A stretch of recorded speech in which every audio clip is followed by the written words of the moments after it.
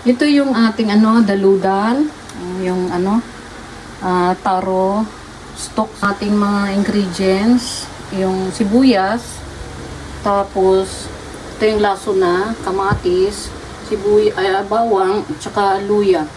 Ayan. So, lalagyan ko siya mamaya ng ano, yung siling haba.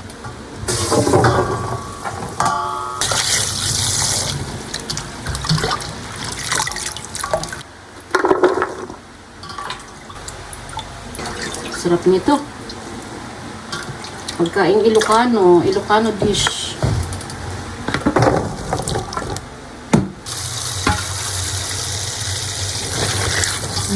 Ang hirap ano, matagal lang linisin pero sarap namang kainin. Sarap ng ulam.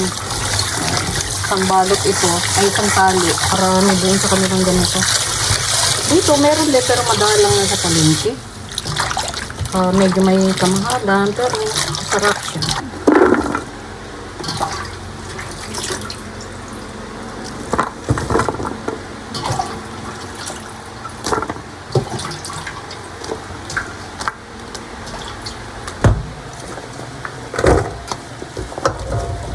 Ito, hindi naman ito igigisa. Ano lang, ang pakbet ng Ilocano, yung pinapakuluan lang. So, ilalagay ko na yung mga ricado. Ito, laso na. Lalagay natin yan dyan. Masarap. Tapos, sibuyas. Lagyan natin ng luya. May bawang. Pampabango. May kamatis. Ito naman yung kamatis. Sa pakbet ng Ilocano, mayroon talagang kamatis. Ngayon. Ito. Ano to, magnet. Tapos lalagyan natin yun ng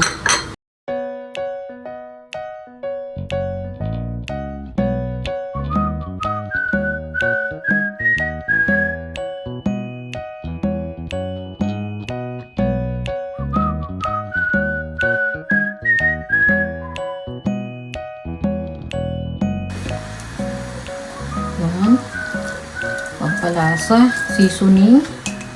Tapos lagyan rin natin siya ng konting asin. Kunti lang. Kunti lang, sabaw.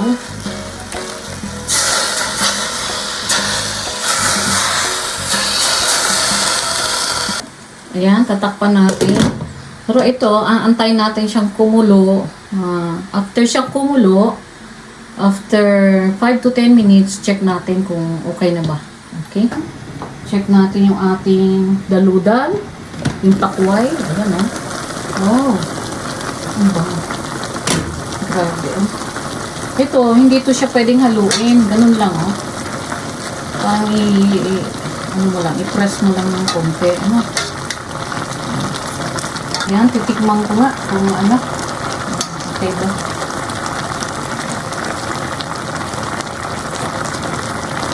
Hasa. Tama lang. Para sa akin, tamang timpla. Hindi maangat, hindi makabang. Tama-tama. Ayan o. Ito yung takway o daludal. Medyo ano pa siya. Ayan, medyo matigas pa siya ng konti. Ayan, mga 10 minutes mo bago maluto. Ayan. Lalagyan ko ng siling haba para mas mabango ang ating gulay. Takpan muna natin, pahinaan natin ng apoy. Ha? Okay. A few moments later. Check ko na yung aking daludal na pakbet. Ilocano dish o delicacy. Malambot na. Ayan o, malambot na siya. Ito na. Ito na siya.